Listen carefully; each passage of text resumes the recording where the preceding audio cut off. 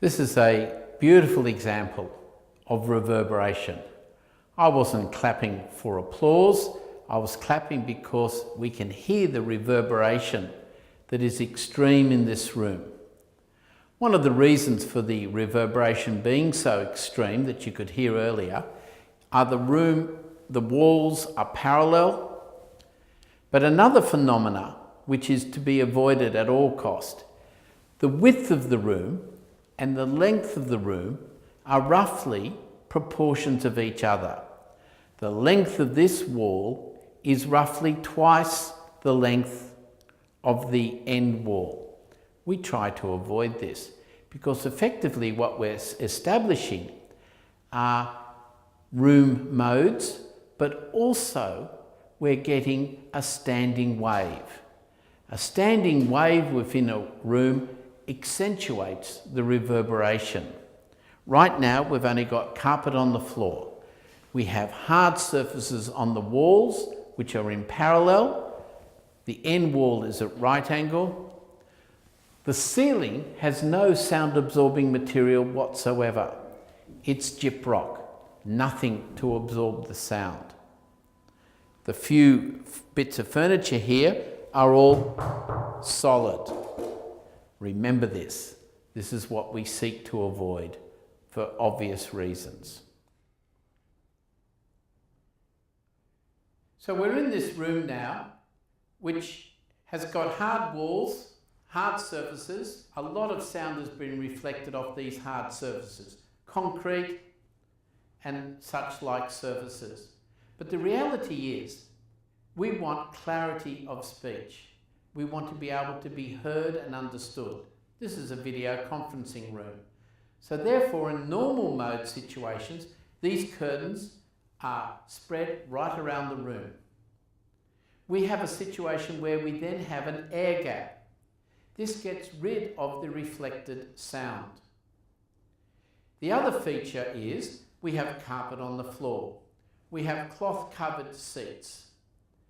The people in the room itself are absorbing some of the sound. And so therefore clarity of speech is what we're talking about, easily understood. This is not possible when we have reverberation. Reverberation is where we have the sound bouncing off hard surfaces, and that takes away the clarity of speech. We are not easily understood. If, however, there was a choir standing here, singing, we want reverberation because the reverberation enhances people singing. But in normal office environment, we want clarity of speech, one sound source. We don't want multiple sound sources reflecting off the wall. Let's see what difference retracting the curtains make. What we've done now is we've retracted the curtains for half the room. The reverberation will have been reduced slightly. There's still some reflection of hard surfaces that are still exposed. This is a little bit better, but it's not perfect. Ideally, we would have the curtains full length, which is what we will do in a few minutes. But the reality is, in most offices, you can't have the curtains drawn. People like to look outside, people like to see the outside world. Reality is, we introduce as many materials into the room to absorb sound. As I referred to earlier, the sound absorbing material that's in the ceiling is deliberately designed to absorb sound. Most modern offices have acoustic ceilings, deliberately, so that any reflected sound that goes through the acoustic material reflects off the ceiling, the concrete usually, is absorbed on the second time through. This is so that we can have reasonably quiet offices.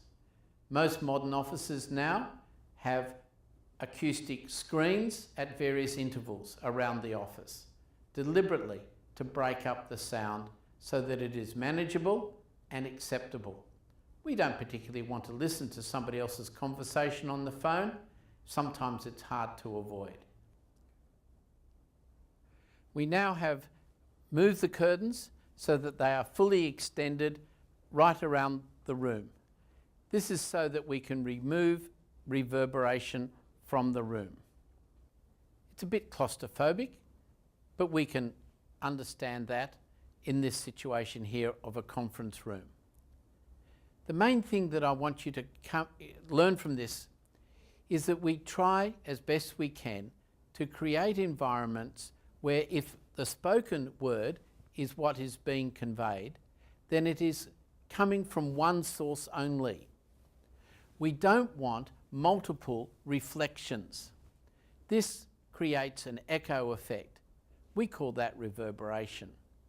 The main important thing here is that you can hear me clearly, distinctly, because the curtains have now been totally retracted so that you can have total coverage of the walls.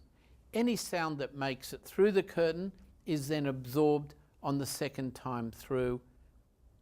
We can pretty well have what we call a dead room. This is a situation that you try to achieve in a sound studio where there is no reflected sound whatsoever.